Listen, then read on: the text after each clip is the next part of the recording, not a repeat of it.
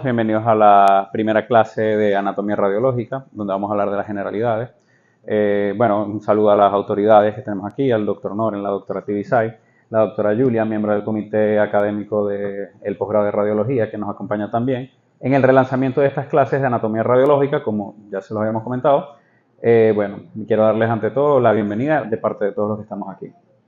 Bueno, empezando un poco con lo que es la anatomía radiológica. El ser humano a través de las imágenes de ayuda diagnóstica.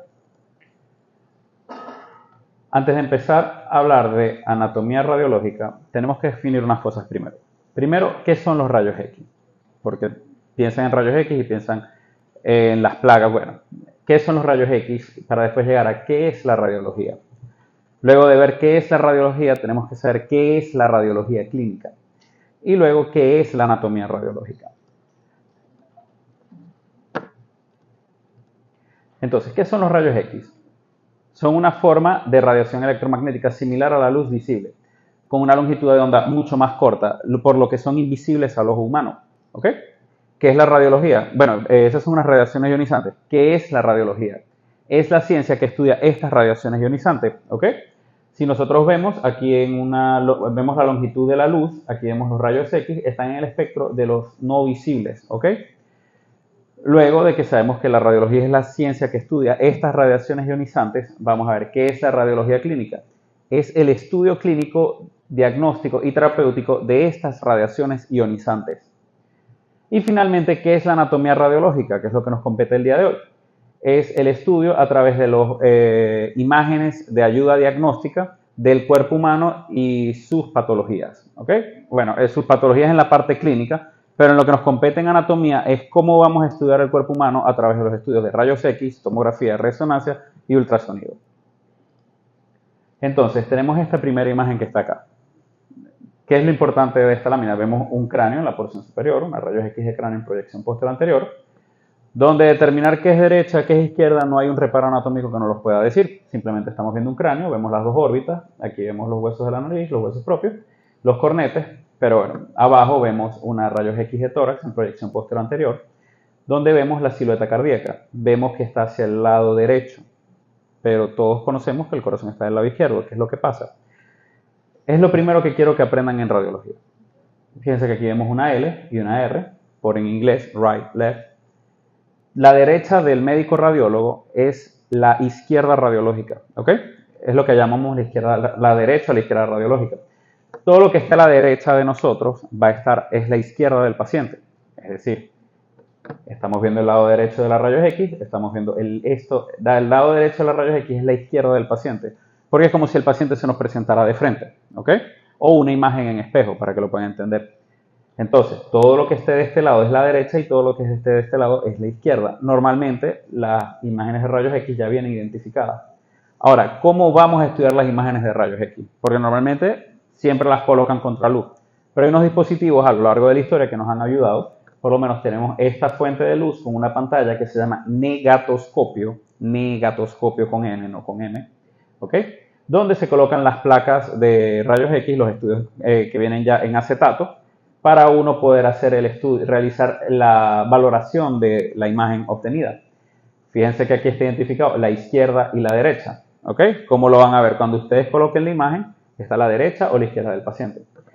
Sin embargo, ya en la actualidad, el estudio de imágenes diagnósticas se hace a través de monitores de grado médico, ¿ok? Debido a que necesitan unas condiciones óptimas, tanto en resolución como de contraste, para nosotros poder evaluar bien esa imagen. Es decir, una pantalla normal que trae, uno dice, yo tengo una computadora, yo tengo un televisor 4K, 2K. Bueno, pero él tiene que tener una configuración específica para que ustedes puedan evaluar bien esa imagen. Un color correcto de escala de grises, tienen que tener una resolución mínima, porque si no, realmente no están valorando bien la imagen. Igualito aquí pasa, igual que con el negatoscopio, igual con lo que les estoy diciendo. Todo lo que esté a la derecha, a su derecha, es la izquierda del paciente. ¿Ok? Aquí estamos viendo una rayos X de tórax y aquí estamos viendo una tomografía. Fíjense que igual, izquierda, derecha, ¿ok? Entonces, cuando yo les muestro una imagen, todo lo que está a su derecha es la izquierda del paciente, ¿ok? Chévere. Entonces, ¿cuál es la terminología? Aquí estamos viendo un corte sagital, ¿ok? de dos personas diferentes. Esto no es un estudio de imágenes, ¿ok? Porque en los estudios de imágenes todos estos diferentes tejidos tienen una densidad dentro de una escala de grises, ¿ok? Sea tomografía, sea rayos X, sea ultrasonido o sea resonancia.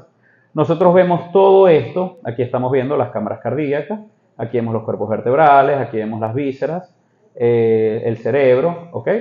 Grasa, planos musculares, todo tiene una densidad diferente. Y nosotros a través de esa densidad es que vamos a interpretar la imagen de qué está pasando allí. Pero es muy fácil decirlo ahorita así. Y de repente que presente una imagen y empieza a hablar, esa es una imagen hipodensa, esa hiperdensa. Ustedes no, ahorita en este momento, no van a entender. Y lo importante de esta clase es que ustedes entiendan eso y hablemos el mismo lenguaje. ¿Ok?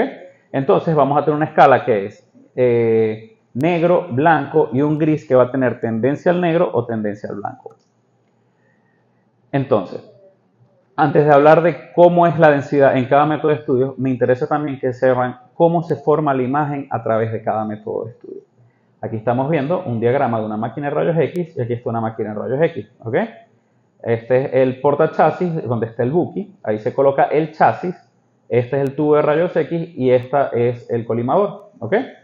Entonces, esta es la máquina de telecomando que utiliza el técnico para hacer el disparo. Ya eso es ahondando un poco. ¿Qué es lo que me interesa que sepan? El tubo de rayos X va a emitir los rayos X cuando se calienta el cátodo, y con el ánodo él va a disparar la nube de electrones, se va a formar los rayos X, y estos rayos X al salir del tubo van a interactuar con el cuerpo humano, ¿ok? Aquí están interactuando con el cuerpo, y aquí atrás hay una película. Entonces, ¿cómo se forma esa película? Bueno, los diferentes órganos del cuerpo, los diferentes tejidos, van a ejercer una resistencia a ese poder de penetración de los rayos X, ¿ok? Entonces, lo que va a evaluar los rayos X, en rayos X convencional, lo que nos va a hacer la imagen es qué tanto penetraron los rayos X al paciente. Entonces, ok, no es que ustedes sean muy jóvenes, pero no sé si saben las fotos viejas, las cámaras viejas, eso era con luz que funcionaba, no como las cámaras digitales. Ellas iban quemando la película. Es más o menos, es el mismo principio. Aquí vamos a tener en el chasis una película, bueno, antiguamente era una película, esa película se quemaba con los rayos X y dependiendo de cómo atravesaron los rayos X en cada zona, fueron quemando y van dándote esta imagen de radio opaco a radio lúcido. Más adelante se los voy a mostrar en una imagen más grande. Pero entonces es qué tanto fue penetrado el cuerpo humano para quemar la película, para formar la imagen, ¿se entiende? En los equipos más modernos hay unos receptores de fósforo que son especiales para captar esta radiación y saber qué tanto penetraron los rayos X al paciente. Entonces aquí estamos hablando de un poder de penetración, ¿ok? Entonces vamos a lo siguiente. Después de que hablamos del poder de penetración, tenemos las diferentes densidades radiológicas que van a interactuar entre la película y los rayos X. Tenemos densidad de aire, densidad grasa, líquido, el hueso o el calcio y el metal. Entonces, ¿cómo se ve cada una de esas? Bueno, aquí lo tenemos esquemáticamente, vemos la misma escala y vemos unos rayos X de tórax en proyección posterior, donde podemos evidenciar un marcapasos ya hacia el vértice pulmonar izquierdo y vemos las diferentes densidades. En color naranja vemos la densidad grasa, ¿ok? Aquí está densidad grasa. En color verde vemos la cabeza humeral con una densidad de calcio. En color gris vemos el marcapasos de una densidad metálica. En color rojo vemos la densidad líquida de las cámaras cardíacas. Profesor, pero las cámaras cardíacas, claro, están llenas de sangre. Entonces, esa es la densidad que vamos a observar acá. Y por último, el color azul en los campos pulmonares que están llenos habitualmente de aire. Me dicen habitualmente cuando hay un derrame pleural, uno va a ver que esta imagen va a estar velada. Sin embargo, no es el motivo, no es por lo que estamos viendo esta clase. Sin embargo, ven la densidad aérea y si no, fíjense aquí a los lados, todo esto es aire, ¿ok? Entonces, en la escala de grises, hablando ya de la escala de grises, ¿cómo vamos a describir las imágenes en rayos X? Vamos a hablar de radio lúcido, que es lo que más se acerca al negro, y radio opaco, que es lo que más se acerca al blanco. Radio lúcido porque fue lo que quemó la película con mayor facilidad, ¿ok? Es lúcido, se ve. Y radio opaco porque hubo resistencia y no se quemó tanto. Entonces aquí tenemos en una matriz Erlenmeyer, ¿ok? Se puede ver las diferentes densidades. Estamos viendo en número 1, igualito comparado con los rayos X, el aire. Luego, en número 2, grasa. 3, densidad líquido. 5, densidad metálica. Y 4, densidad cálcica, que vendrían siendo las falanges de la mano del sujeto que estaba sosteniendo la matraz. ¿Ok? Entonces, fíjense cómo la ven aquí en un estudio de tórax, de rayos X de tórax, y cómo lo logramos ver aquí separado. ¿Sí ven la diferencia entre las diferentes densidades? Ok, ven cómo va de más radiolúcido a más radiopaco. ¿Ok? Entonces, recuerden, lo que se acerca al negro en rayos X lo vamos a describir como radiolúcido, radiolucidez. Y lo más que se acerca al blanco va a ser más radiopaco. Fíjense, incluso va de aire, grasa, líquido, calcio y metal. De más radiolúcido a más radiopaco. ¿Ok? Chévere. Ya. Ok. Entonces, con el mismo principio de los rayos X, porque primero vamos a hablar de los estudios que usan radiaciones ionizantes, los rayos X, y ahora la tomografía. En la tomografía vamos a tener un tubo de rayos X que va a estar girando y va a tener unos detectores del otro lado. Estos tubos de rayos X va a hacer diferentes cortes en el paciente mientras la cama va entrando al interior del gantry, que vendría siendo esto que estamos viendo acá. ¿Ok? Estos detectores que va a tener el tubo de rayos X al otro lado, después de que él esté dando vueltas, van a captar qué tanto poder de penetración hubo en un corte, en un giro específico del tomógrafo. ¿Ok? Entonces, estos van a organizar en una matriz de 512 por 512 píxeles, van a organizar una matriz para poder formar una imagen. De eso se encarga el ordenador, ¿ok? Porque el tomógrafo va a tener el gantry y está la estación de trabajo o el ordenador que va a detectar, va a cuantificar qué tanto poder de penetración hubo en un momento específico en el paciente. Entonces, de repente, bueno, más fácil. Aquí vamos a hablar de las densidades, ¿ok? Voy primero. Hipodenso es lo que más se acerca al negro. Hiperdenso, lo que más se acerca al blanco. Isodenso, hablan a veces como una densidad intermedia, pero también cuando estamos hablando de dos tejidos con similares densidades, uno habla que es isodenso. Pero, ¿por qué pasa esta lámina? ¿Qué es lo que les quería mostrar? Fíjense que aquí está la matriz. Esto va a asignar el equipo un valor numérico a cada píxel, ¿ok? El píxel es la unidad representativa más pequeña de cada imagen, ¿ok? Un píxel. Entonces, aquí están viendo 124, 135, 141, 120. ¿Qué es eso? Bueno, en la escala de grises en tomografía, existe lo que se llama la escala de Hounsfield. La escala de Hounsfield es una escala que va desde menos 1000, que es el valor que más se acerca al negro, hasta 3000, que es el valor que más se acerca al blanco. Entonces, el ordenador, a lo que determine qué tanto penetraron los rayos X al paciente, va a ir determinando en la matriz esos números. Entonces, si tienes 4000 tonos diferentes de gris y los vas ordenando en una imagen, a lo que lo organices en la matriz te va a generar esta imagen que vemos aquí, que es un corte axial del cerebro. ¿Sí entienden cómo funciona la formación de la imagen? Bueno, entonces aquí vamos a hablar de densidades: hipodenso, hiperdenso, isodenso. ¿Ok? En rayos X, recuerden, es opacidad y lucidez. Aquí vamos a hablar de hipo o hiperdenso, isodenso. Ok, entonces vamos a ver que en esta escala hay unas boleras asignados que va a ser menos 1000 para el aire, como les estaba diciendo, a 3000, que dice, bueno, 1000 dice calcio, 3000 metálico. Va a pasar por 0, va a ser el valor del agua o del líquido cefalorraquídeo, y vamos a ver los tejidos blandos, que van a ir de 40 a 80 unidades Hounsfield. Grasa de menos 50 a menos 100 y el tejido pulmonar de menos 400 a menos 600. Dice, bueno, ¿y para qué me interesa a mí saber en qué punto de la escala está organizado cada? Bueno, porque cuando de repente hay un hematoma dentro del parénquima cerebral, uno coloca allí y por la densidad tú puedes decir, bueno, esto es esto. Uno puede identificar qué tipo de tejido nosotros estamos estudiando. Por lo menos aquí tenemos un estudio de tomografía en corte axial a nivel de las cámaras cardíacas, donde podemos observar las diferentes densidades que les he mencionado. Por lo menos aquí está en pulmón, dice que tiene una desviación estándar de 383 negativo unidades Hounsfield. ¿Ok? Fíjense aquí en las cámaras cardíacas, dice líquido, sangre, 19. ¿Por qué no es 0, doctor? Porque la sangre es más espesa. ¿Ok? No es líquido, no es como el líquido cefalorraquídeo, no es como el líquido, no es agua. sino que simplemente es sangre y va a ser un líquido de aspecto denso. Sin embargo, no llega a 40 a 80, que es la densidad de tejidos blandos. Cuando nos colocamos aquí en panículo adiposo, en la cara lateral externa del hemitórax derecho, vemos que tiene una desviación de menos 40, ¿ok? Y cuando lo colocamos aquí en las porciones laterales, ya hacia la apófisis transversa del cuerpo vertebral de la región dorsal, vemos que tiene una densidad de 487. Entonces ustedes van viendo que en esta escala uno va colocando el ROI, que sería el Region of Interest, región de interés, y nos va a dar las diferentes densidades y así vamos a poder estudiar bien los tejidos en cada corte. ¿Ok? Entonces si ven la importancia de la escala Hounsfield, eso les va a ayudar mucho a interpretar las tomografías en algún momento determinado. Tanto así que en las tomografías cerebrales, cuando hay un hematoma intraparenquimatoso, la densidad del hematoma te va a dar la edad del sangrado, cuántos días tiene que sangró, cómo ha degenerado, les ayuda a tener una idea sobre eso.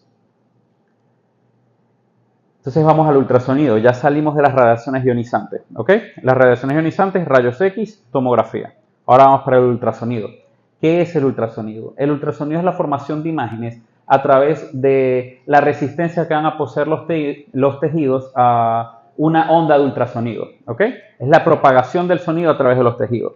Al paciente se le coloca un poco de gel en la piel que va a servir como trampa de agua para que el sonido pase del transductor al paciente. Y vamos a ver cómo el equipo va a estudiar el rebote de las ondas de sonido a través de los tejidos. Es decir, han visto los sonares de ultrasonido en las películas que están estudiando el fondo del mar o los murciélagos que vuelan a ciegas por el sonido. Bueno, es el mismo principio. En el transductor van a haber unos cristales de cuarzo, ¿ok?, que se van a estimular por energía eléctrica a través del efecto piezoeléctrico. No vamos a hablar de bases físicas ahora, sin embargo, es un efecto que es un fenómeno físico donde la energía eléctrica, al estimular un compuesto, va a hacer energía física a través de la energía eléctrica. ¿Qué es eso? Bueno, la electricidad al llegar al transductor donde están los cristales de cuarzo, los cristales van a vibrar y ellos van a generar una onda de ultrasonido que es la que va a ir a atravesar, es la que va a transmitirse al paciente, ¿ok? Va a rebotar y luego ese mismo efecto de energía eléctrica a mecánica va a ocurrir a lo inverso. Cuando la onda rebota y vuelve al transductor, estos cristales van a captar esas vibraciones y la van a volver a formar como energía eléctrica, la cual va a ser procesada por el ordenador para formar la imagen que vamos a estudiar, ¿ok? Entonces, ¿qué vamos a hablar en ultrasonido? Bueno, como les estoy diciendo, va a depender de la velocidad de propagación. Vamos a hablar de anecoico, que va a ser lo que es negro. Un ejemplo va a ser líquido biliar, orina, sangre, líquido. ¿Por qué? Porque el líquido no va a presentar un obstáculo para las ondas de ultrasonido, más bien las van a potenciar, ¿ok? Van a servir como ventana acústica. Hipoecogénico o hipoecoico, vamos a tener la grasa, órganos parenquimatosos, diferentes tejidos blandos, que son los que van a tener resistencia a estas ondas de ultrasonido. Y hiperecoico, vamos a ver lo que es calcio, algunos tonos de la grasa y el aire en la cavidad abdominal o dentro del parénquima pulmonar, ¿ok? ¿Por qué? Porque es cómo se propagó el sonido a través de los tejidos. En el aire no se propaga el sonido. Entonces, ¿qué pasa? Aquí les traigo varias imágenes de ultrasonido, ¿ok? Entonces vamos a ver todo lo que es anecoico, la orina en la cavidad vesical, ¿ok? La bilis dentro de la vesícula biliar. Fíjense cómo se ve anecoico y ven esta imagen hiperecogénica que está aquí. Que bueno, no les voy a preguntar qué es porque dice que es un lito. Entonces, es un lito, está calcificado, presenta mucha resistencia a la onda, al haz de ultrasonido, por lo que deja una sombra negra atrás. ¿Sí la ven? Eso es porque el sonido llegó hasta aquí, el equipo vio que hasta acá rebotó el sonido, le asignó un valor hiperecoico, se devolvió toda la onda de ultrasonido y aquí atrás no hubo información. ¿Ok? Entonces, por acá atrás del lito no se propagó el sonido. Sin embargo, en el resto de los tejidos, fíjense, aquí se ve el segmento 5 del lóbulo hepático derecho, hubo buena propagación del sonido. Y fíjense cómo se ven de diferentes grados de hipoecogenicidad aquí y por lo menos aquí que vemos la cavidad uterina. Si lo notan, si logran ver, son hipoecogénicos. Anecoico, hipoecogénico. Hiperecogénico, donde hay mayor resistencia, donde no se logró propagar el sonido. Entonces venimos aquí vemos el aire intestinal. Fíjense que hace el mismo efecto que el lito, solo que en vez de dejar una sombra negra, deja una sombra blanca. ¿Ok? ¿Por qué? Porque el sonido llegó hasta aquí y el sonido no se logró propagar más. No rebotó. El equipo no detectó que el haz de ultrasonido vuelva. ¿Ok? Bueno, ¿qué es lo que pasa con el líquido? Fíjense, si logran ver aquí bien, ven que se ve bien. Esta es la cavidad uterina. Hay una buena definición aquí de la escala de grises, ¿sí lo ven? Pero fíjense que aquí hay unas sombras y aquí se ve más oscuro, ¿verdad? ¿Por qué? Porque el sonido utilizó la ventana acústica del agua para poder propagarse mejor y formar esta imagen. Sin embargo, aquí consiguió más resistencia, entonces esto es una escala de grises diferente aquí a esta que está aquí. Eso no es que sea algo patológico, no es que sea algo malo. Es que el sonido no consiguió resistencia en este punto que está acá. ¿Sí lo entienden? Entonces, claro, se propagó mejor el sonido, me da mejor imagen. Entonces ya saben por qué piden que tienen que tener la cavidad vesical para evaluar pelvis, útero, la próstata. Porque el sonido se va a propagar mejor a través de la orina y me va a dar una mejor imagen y voy a poder estudiar los órganos que están allá atrás. ¿Ok? Chévere. Entonces recuerden que aquí vamos a hablar de ecogenicidades para concluir con la parte de ultrasonido. Anecoico, hipoecoico e hiperecoico. ¿Ok? La resonancia magnética, le dicen resonancia magnética nuclear, es otro de los métodos de estudios que vamos a hablar en anatomía radiológica y en radiología. Esta es una imagen que se forma ya a nivel molecular. ¿Ok? Vamos a ver, es un poco complicado, lo voy a tratar de hacer sencillo para que lo entiendan. Aquí tenemos un resonador, ¿ok? Ven que es un túnel donde va a haber un magneto. ¿Qué es lo que va a hacer este magneto? Va a generar un campo magnético que va a estimular los protones de hidrógeno en el organismo. ¿Qué es lo que pasa habitualmente? Aquí les traje esta imagen con todos los protones alineados, sentido norte o sentido sur. No importa dónde estén alineados. ¿Qué es lo que pasa? Habitualmente en el organismo los protones están girando, todos en sentido diferente. Cuando se estimulan al campo magnético, todos entran en fase. Todos empiezan a girar a la misma velocidad y en el mismo sentido. Entonces, ¿qué es lo que hace el equipo? A lo que él consigue esto, él usa unas frecuencias de repetición de pulso que van a tratar de mover estos electrones de su centro para que formen para alterar el campo magnético y el equipo va a detectar ese movimiento o esa alteración del campo magnético. ¿Ok? Entonces, hay unos tiempos de estimulación porque las moléculas están organizadas a través de los diferentes tejidos, por lo menos en el líquido están más dispersas que en el tejido sólido, entonces le cuesta más al campo magnético estimular esos protones. Entonces, como le cuesta más, vamos a ver después, voy a decir muy brevemente algo que son los tiempos, T1, T2, bueno. Lo que me importa que sepan es que todos estos protones entran en fase y va a haber una frecuencia de pulso que los va a tratar de alterar de su centro, de su fase.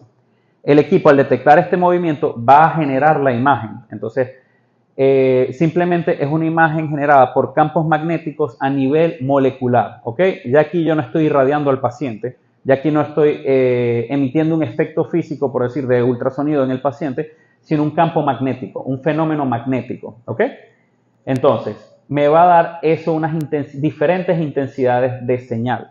Entonces aquí vamos a hablar de hipointenso, lo que más se acerca al negro, una intensidad de señal intermedia o isointenso y una imagen hiperintensa. Entonces, la intensidad de las señales se va a generar por las propiedades magnéticas del núcleo, protón de hidrógeno en la molécula de agua. Entonces, aquí tenemos los diferentes tiempos, T1, T2, T2 flare y FAT-SAT. Me interesa ahorita que sepan T1 y T2, que es lo que les voy a explicar. La grasa se va a ver hiperintensa tanto en T1 como en T2 por como la facilidad que tienen de estimularse los protones de hidrógeno dentro de la grasa. ¿Ok? Sin embargo, en el líquido, al estar más distanciadas una de otra, va a necesitar un mayor tiempo para yo conseguir una imagen de mayor intensidad. Yo no las logro estimular en un T1. ¿Ok? Entonces me va a dar una imagen negra. Y los tejidos blandos, fíjense que sean isointensos a través de casi todas las fases, al igual que el hueso. ¿Ok? No va a haber mayor cambio. Pero entonces, estamos viendo los diferentes comportamientos. Entonces, ¿qué es un flare? Un flare es un tiempo 2, donde el equipo hace una sustracción del líquido. Sencillamente, todo lo que detecte como señal de intensidad líquida, él lo va a eliminar de la pantalla. Ustedes lo van a ver como negro. Y un FAT-SAT es toda la densidad grasa, él la va a eliminar de la imagen y ustedes lo van a ver negro. ¿Ok? Entonces, por eso les digo, me interesa que sepan T1 y T2. Un T1 es un tiempo de estimulación más corto y un T2 es un tiempo de estimulación más largo. ¿Ok? Bueno, son intensidades. Es una intensidad de señal lo que vamos a conseguir acá. Entonces aquí tenemos unos cortes axiales de una resonancia de cerebro en fases T1. Fíjense, recordando, hipointenso, isointenso, hiperintenso o señal de señal, intensidad de señal intermedia. Ok, aquí lo tenemos con color para que lo entiendan facilito. Tejidos blandos o la corteza cerebral lo vemos en verde. Si lo ven acá, fíjense cómo se ve en un T1, en un T2 y en un FLAIR no hay mayor cambio. ¿Ok? Entonces, ¿qué pasa con el líquido cefalorraquídeo? Estamos aquí viendo las astas frontales del sistema ventricular lateral y en azul vemos un asterisco que nos indica el líquido cefalorraquídeo. Es líquido. ¿Ok? Al estimular un T2 se ve hiperintenso. ¿Ok? En un T1 lo vemos hipointenso, pero cuando yo le hago sustracción líquida, supresión líquida, un FLAIR, se ve hipointenso. ¿Por qué? Porque el equipo va a eliminar todas las intensidades de señal de líquido. Y el hueso, vamos a ver cómo se ve igual. Fíjense, aquí está el hueso parietal. Fíjense cómo conserva su señal de intensidad en las diferentes fases. ¿Ok? Me faltó una. Grasa, no. Estamos listos. Grasa la vendrían viendo aquí. Hiperintenso. Hiperintenso aquí en la región frontal y hiperintenso. ¿Ok? Entonces, aquí vamos a hablar de señales de intensidad.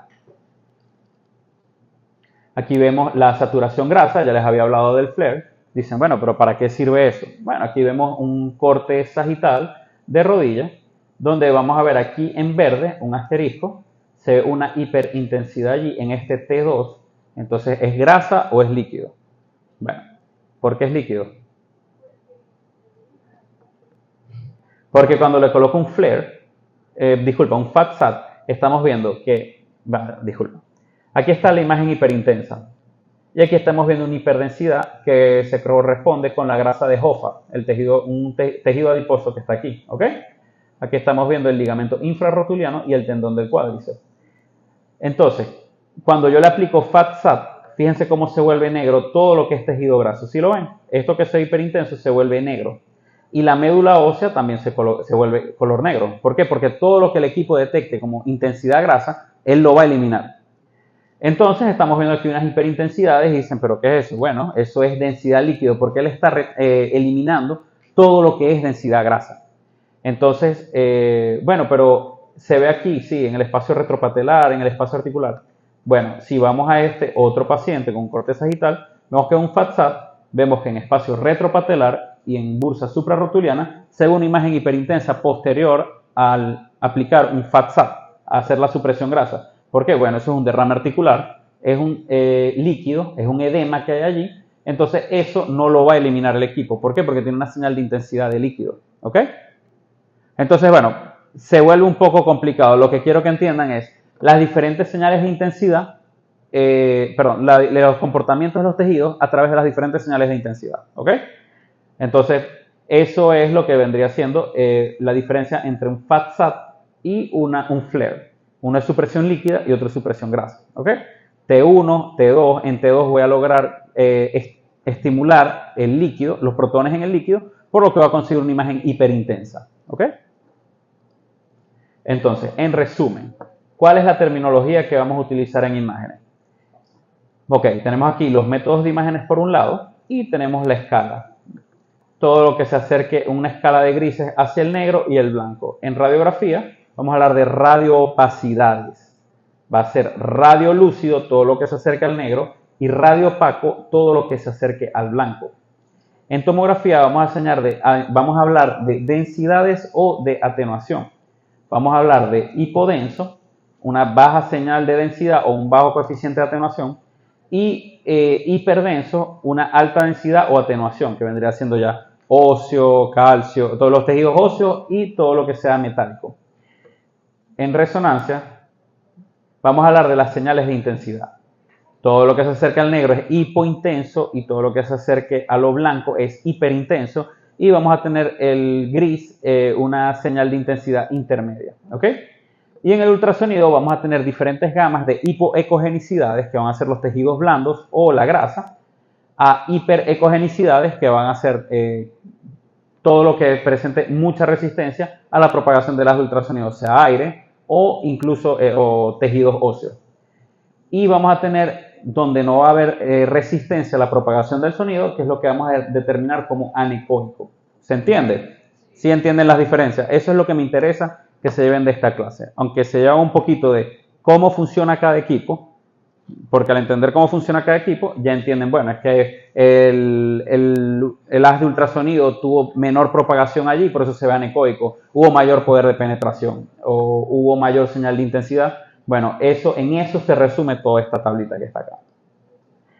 Entonces, vamos a otro tipo de métodos de estudio. Ya hablamos de los estudios por radiaciones ionizantes y otros que son por propagación de sonido y campo magnético. Ahora, la medicina nuclear. Todos han escuchado en algún momento medicina nuclear o han visto unidad de medicina nuclear. ¿Qué es la medicina nuclear? En la medicina nuclear vamos a aprovechar es la captación de un radiofármaco, ¿ok? Que es la captación del tecnesio 99 con un fármaco que va a ser transportador.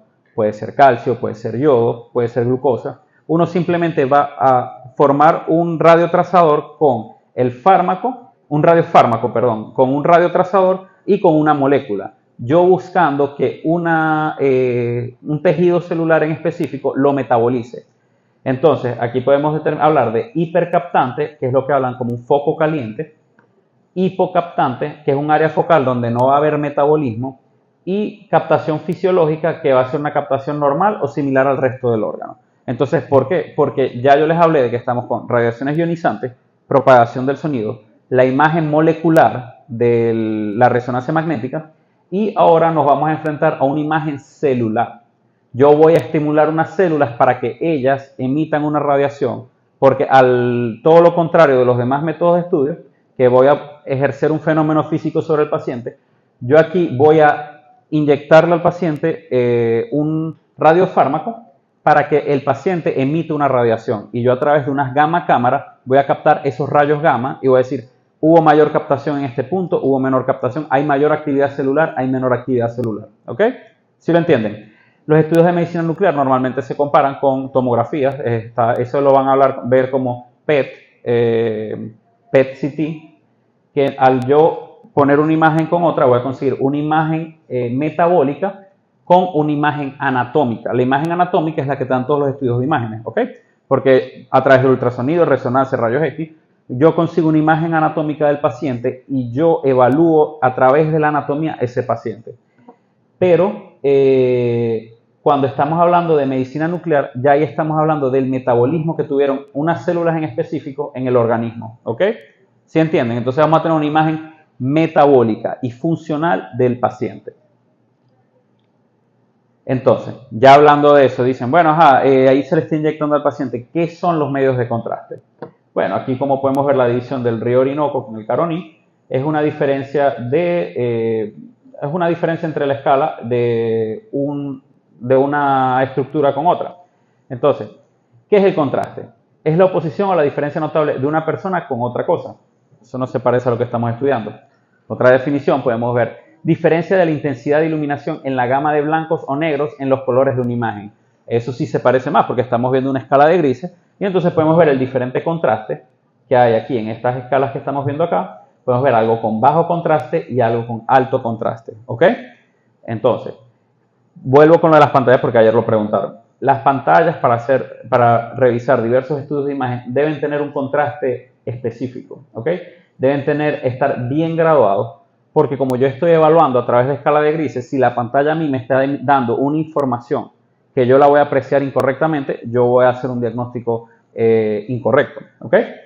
Entonces, ¿cuál es el uso entonces, ¿cómo llegamos a los medios de contraste de hablar? Es contraste, pero está hablando de la pantalla, pero ¿qué son los medios de contraste? Bueno, van a ser sustancias químicas que le vamos a introducir al organismo por diferentes vías, puede ser por vía enteral o por vía parenteral. Puede ser por por vía oral, vía rectal o a través de una vía, se inyecta al paciente, que nos va a permitir identificar con mayor facilidad determinados órganos o estructuras. ¿Ok? Entonces aquí vemos un colon por enema, donde por vía rectal se le introduce normalmente bario, puede ser yodo, dependiendo de la condición clínica del paciente. Se va a lograr planificar todo el marco colónico para poder evaluarlo en una rayos X de abdomen, porque ustedes habitualmente ven una rayos X de abdomen y ven sencillamente los tejidos blandos, una que otra burbuja de gas, pero al yo introducir un material de contraste, yo voy a lograr planificar todo el marco colónico desde el recto hasta el ciego. Entonces, bueno, pero yo lo he leído, doctor, con doble contraste. Claro, porque con doble contraste yo estoy instilando el bario y yo voy a instilar un contraste negativo que vendría siendo el aire, para yo lograr esta imagen, que el contraste positivo quede en la pared y el negativo en su interior se vea y se ve el aire y yo pueda determinar bien las estructuras. Aquí vemos unas imágenes de exceso que vendrían siendo unos pólipos que se proyectan hacia el interior de la pared, que en esta imagen yo no los hubiera podido haber evaluado. ¿Ok? Y en una rayos X sin contraste, mucho menos. ¿Ok? Entonces yo le introduje un contraste al paciente para yo poder evaluar eso. Entonces, por vía enteral, oral, vamos a tener lo que es el bario. Después están, doctor, yo he escuchado el yodo. Sí, esos son los que se ponen por vía intravenosa.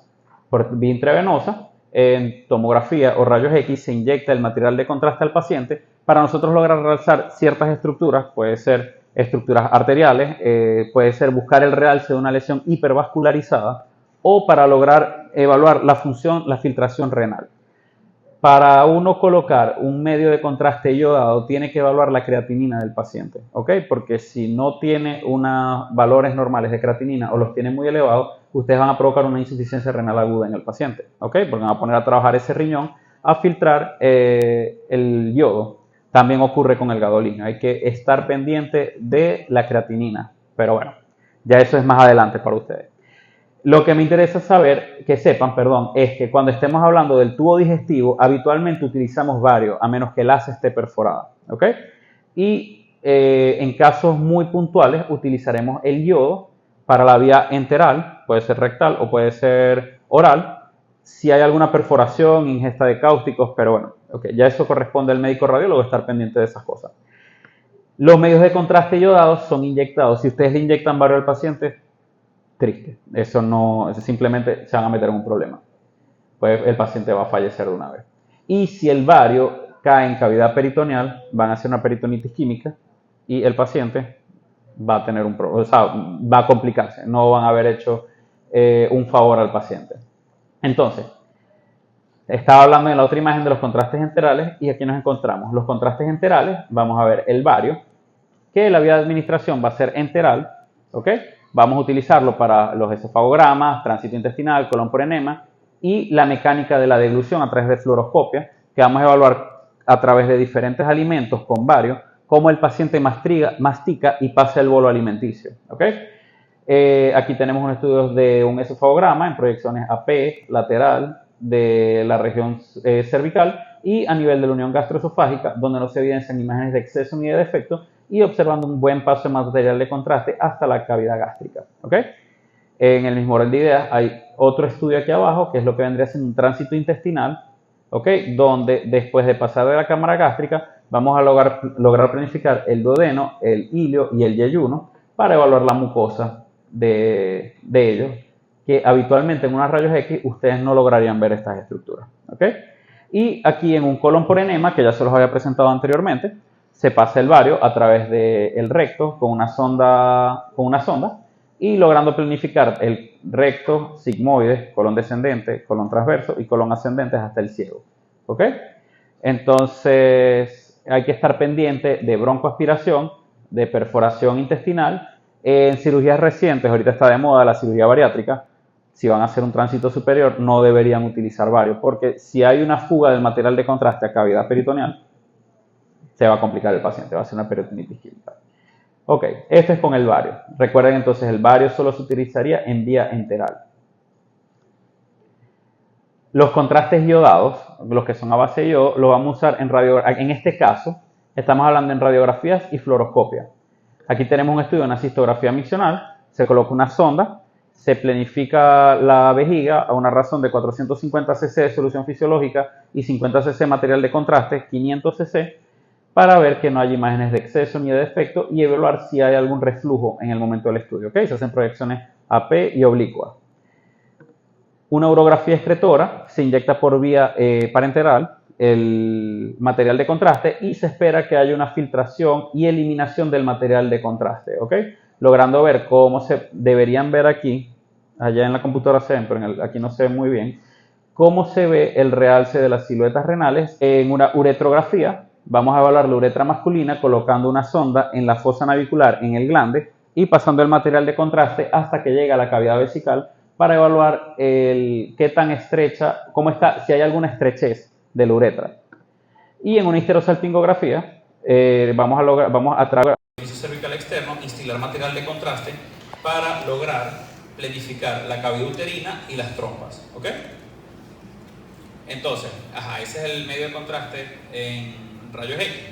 En tomografía, sí, en tomografía también se usa el medio de contraste iodado.